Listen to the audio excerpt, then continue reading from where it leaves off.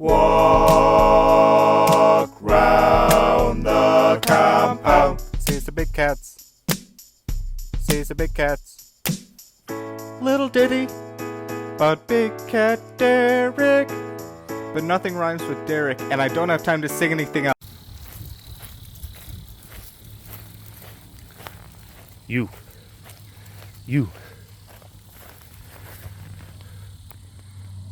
What do you have to say for yourself? What do you have to say for yourself? Smelly turd cat. Smelly turd cat that I'm very, very mad at. I'm mad at you. I'm mad at you. I don't care. You can have crinkle nose all you want.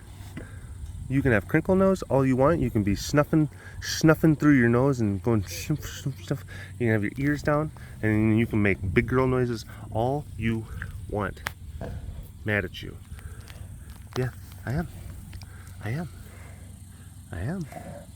Because you gave us a bit of a fright. You gave us a bit of a spook.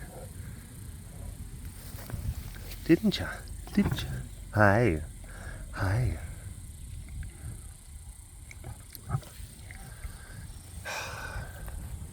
She got very excited. Because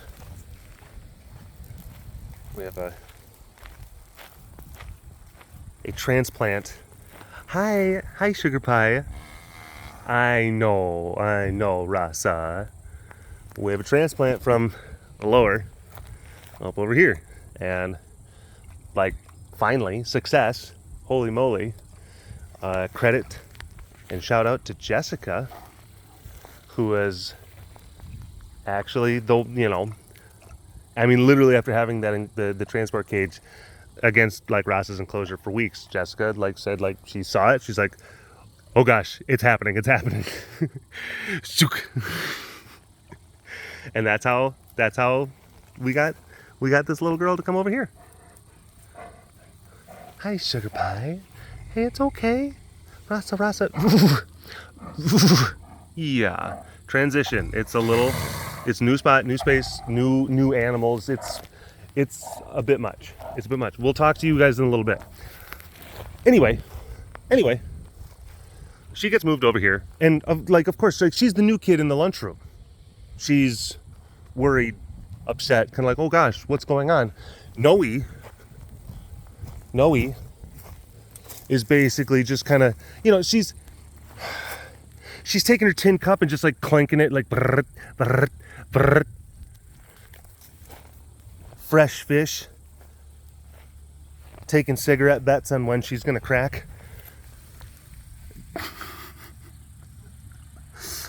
And she was pacing back and forth, just like, hey, like I gotta get a better look at the new kid, even though Noey's younger than Rasa. But she ended up getting herself in a tizzy, a heat-induced tizzy,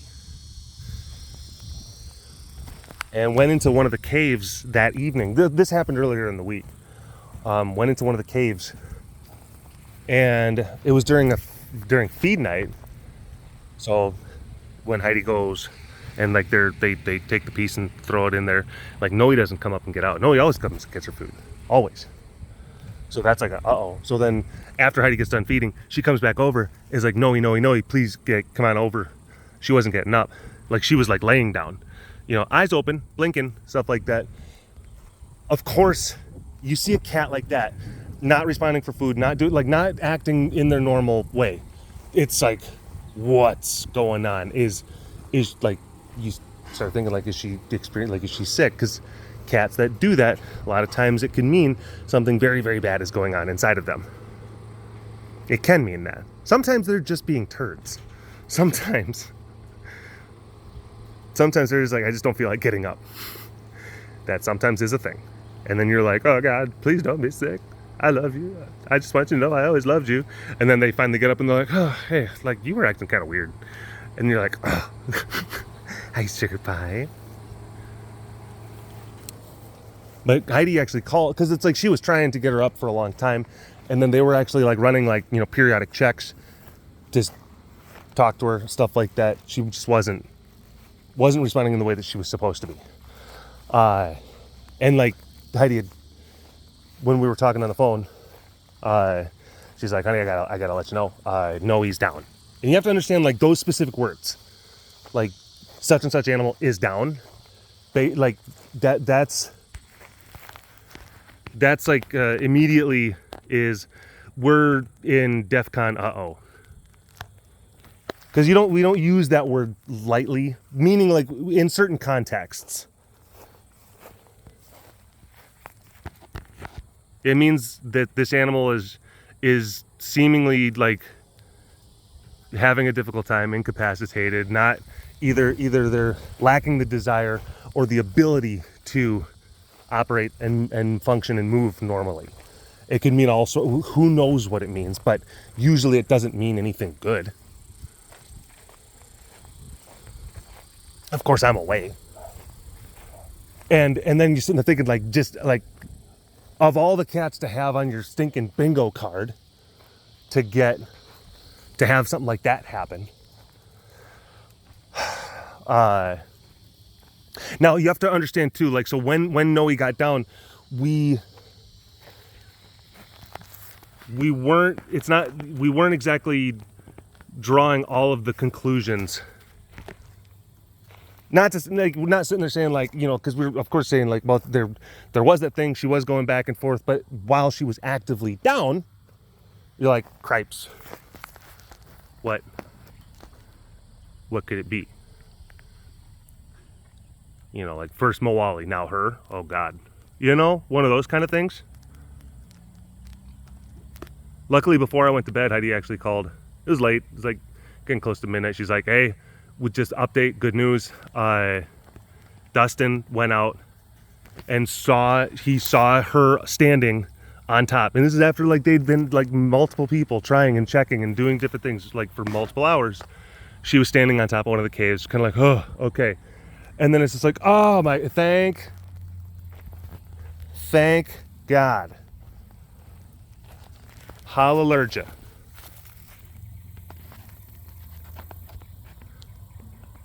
And now she's seemingly doing fine. So then you come to that more of the conclusion, like, well, this more than likely what happened was that she was trying to bully the new kid and then gave herself heat exhaustion. And it's just like, you idiot. You absolute trash cat. You're not a trash cat. You're not a trash cat. You're a recyclables cat. Much more classy and environmental.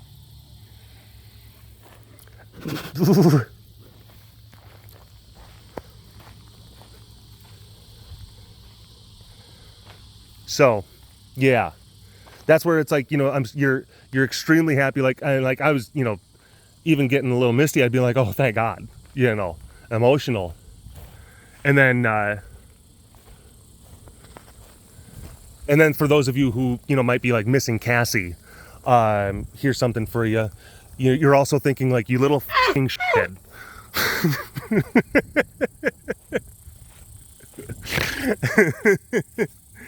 Yeah.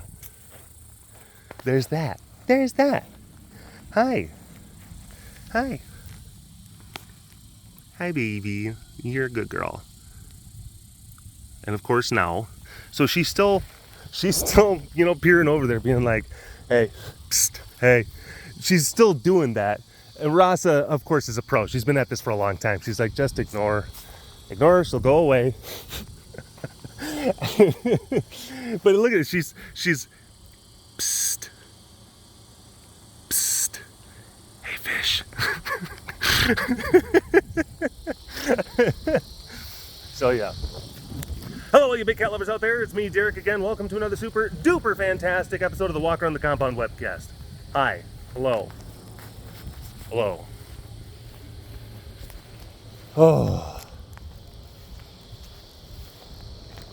Will. Willy. Will. Hey. Hello.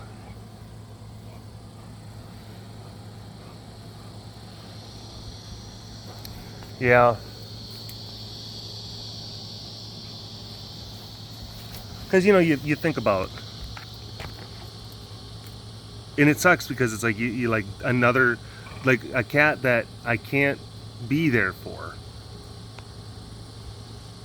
That, you know, and this is weird because it's like, I feel like the further we go along, the more we're getting into cats that were really instrumental and pivotal to, you know, like important milestones within my experience here and my development as a amateur cat wrangler.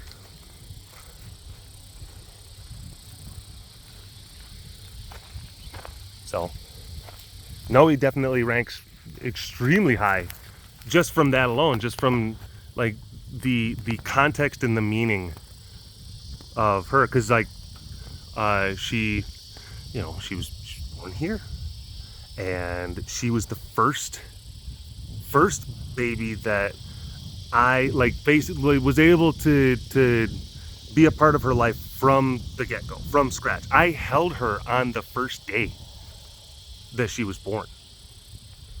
Yeah, she was teeny, fit in one hand.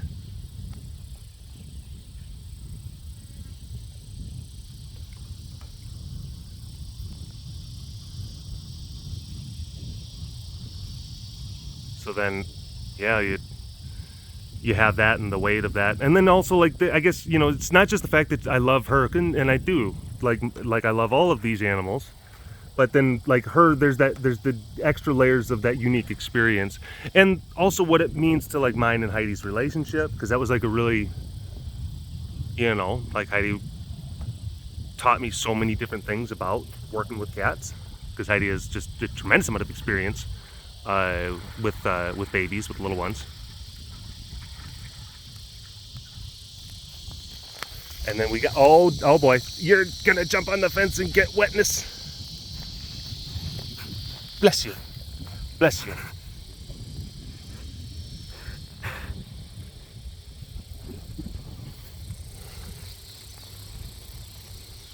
Peepees, thank you. Yeah, it's weird not having her here, but you know, like I said, if you miss Cassie, don't be fucking sad, because she always has a fucking way of putting herself into, you know, the fucking conversation. Yeah. Hey. Hello. Ah, it's the Oracle. It's the Oracle. We started calling Serafina, that Calico Cat Baggy's mom. We started calling her the Oracle, just because, I don't know. It's like there was a quality of her that kind of started to appear like a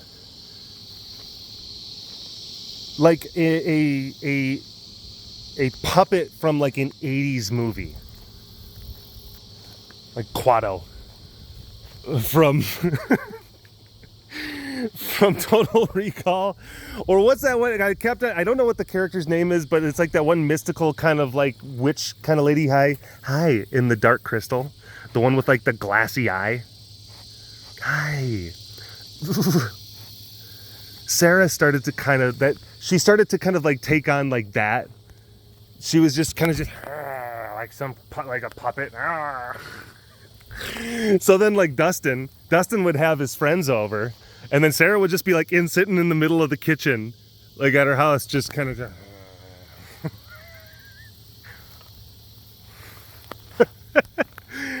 and then I would just be like, and then because it's like when she first started coming, like when I took her from my apartment, I'm like, she needs to kind of live here now. I can't be taking her back and forth, and I can't be leaving her alone. And then she would just be sitting there, and Dustin's friends would come and be like, "Who's that?" They'd be like, "That's a new kitty," and I'm like, "That's the Oracle." I just started calling it, and then like some of his friends were like, "Hey, where's the Oracle?" I'm like, "I don't know, it's just around somewhere, talking to trees." The painted man. He haunts my dreams. So then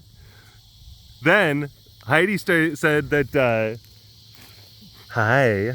that this new little bobcat, Naya, has like similar qualities. And she's like, I think that she should be like the new Oracle. And I'm like, I kind of like that. I like the idea that the Oracle is, it's not just a nickname for any one cat. It's actually a title that gets like passed, you know, like from cat to cat kind of thing.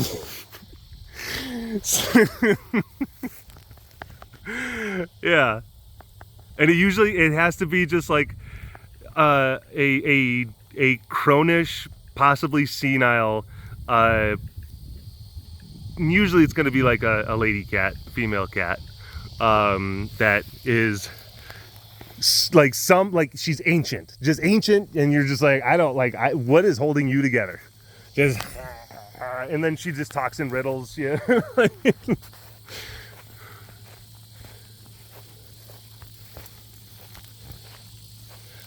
Look to the leaves for truth. What? They amass within the smoke. Okay.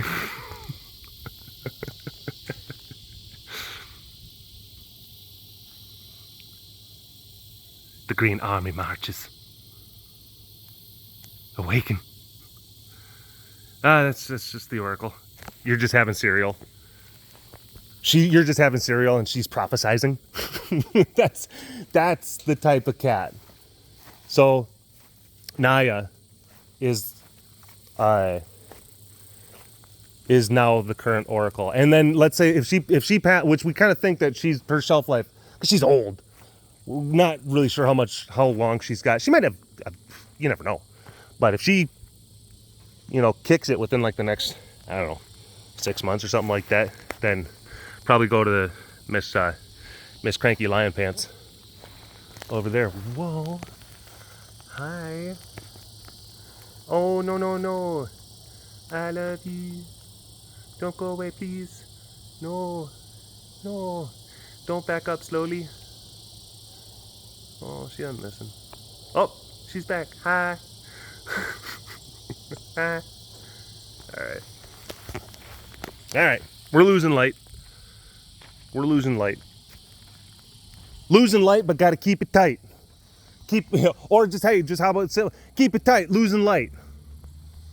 That's the sign off. It's when you got to end it. All right. Thanks for watching this episode of the Walk Around the Compound webcast. Hashtag Dorbus the word in the comment section below.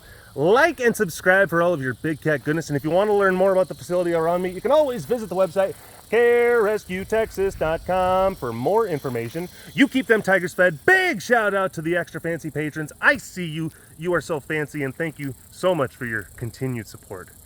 And we'll see you next time. All right. Bye-bye. Walk around the compound, stairs.